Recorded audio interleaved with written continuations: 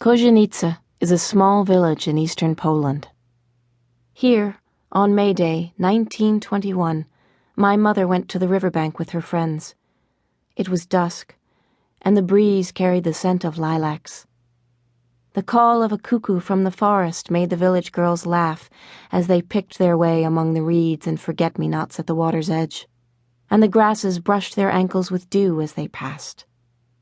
My mother carried a block of wood with her name written on it, Maria Rebisz. Also on the block of wood were a stub of candle and a small wreath of flowers. Each of the laughing girls carried a block.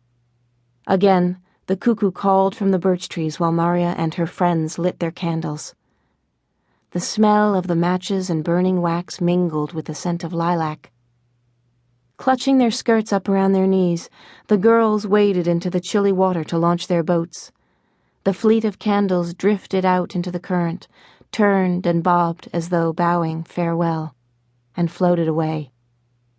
Downriver were the young men, and among them was Władysław Gut, a young architect and chemist who was overseeing the construction of a nearby ceramics factory.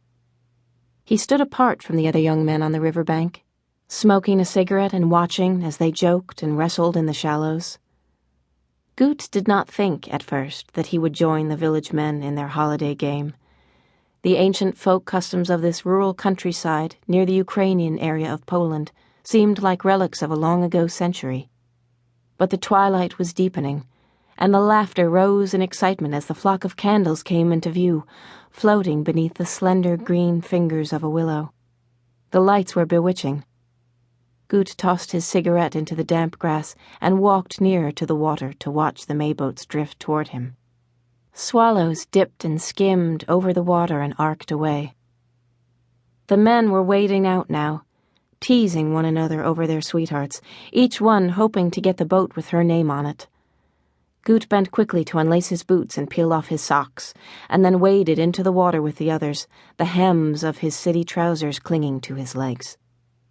"How will you know which is Janka's boat, Tadek?" one man called.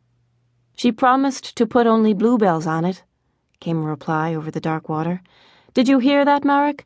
Janka's boat has bluebells. If you want her, that's the boat to catch."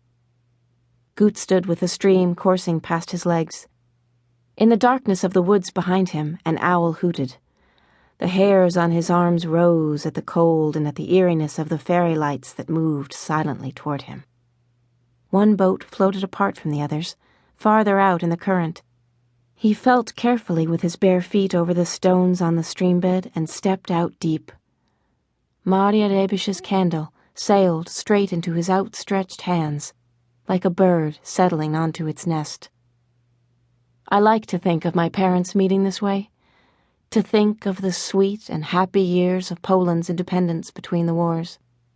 I like to think of the scent of lilacs luring my father into the water in his city clothes, and my mother in her white dress, sitting on the bank upstream with her knees tucked up under her chin, dreaming of the man who would catch her boat. They were married soon after, and I was born on May 5th in 1922, when the lilacs were blooming again. We lived for my first year in Kozienice.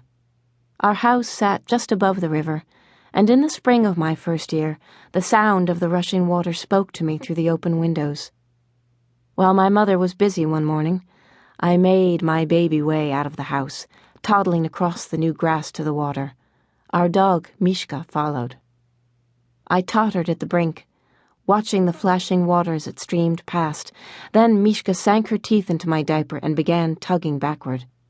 Stubbornly, I tried to crawl forward to stare again into the water, but the dog would not let go. She also could not bark, so this tug-of-war went on for several minutes as I inched my way closer and closer to the edge. Then, the silent voice that speaks in mother's ears whispered to my Mamusha. She looked out the window, and with a shriek she sped outside. "Irena!" Gasping, she snatched me from the water's edge. Miszka collapsed on the ground, wagging her tail, as Mamusha praised and thanked her.